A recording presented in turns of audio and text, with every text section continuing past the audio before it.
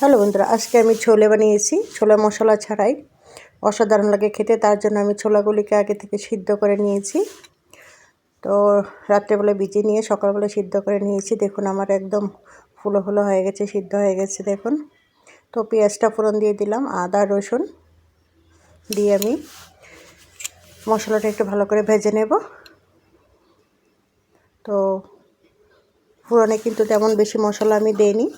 ছোলে ভুট্টা বানাতে গেলে কিন্তু মশলাটা লাগে, যেটা বাজারেও কিনতে পাওয়া যায়, কিন্তু আমি সেটা দেইনি। আমি ঘরেই যা মশলা ছিল তা দিয়ে বানিয়েছি। তো জিরে গুঁড়ো ধনিয়া গুঁড়ো দিয়ে দিলাম একটু। তো হলুদ লবণ দিয়ে আমি একসাথে একটু ভেজে নেব। তো লবণটা আমি ছোলাটা সিদ্ধ করার সময় কিন্তু আমি দিয়েছি। তো তার জন্য এখন আর আমি লবণটা দিইনি, কম আছে মশলাটা ভেজে নেব।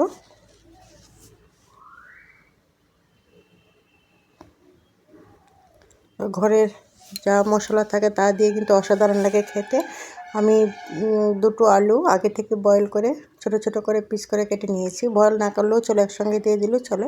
তবে আমি বয়েলটা করে নিয়েছি আগে, কারণ সবজিটা আমার ডালটা আমার সিদ্ধ হয়ে গেছে আগে। ক্যাপসিকাম দিয়ে দিলাম, দিয়ে ভালো করে একটু কষে নেব। কষিয়ে নিলাম, দেখুন সুন্দর কষা হয়ে গেছে, ভাজা ভাজা দেখুন। এখন আমি কিন্তু ডালটা ঢেলে দেব। ছোলাটা জলটা সময়তে আমি ঢেলে দিলাম।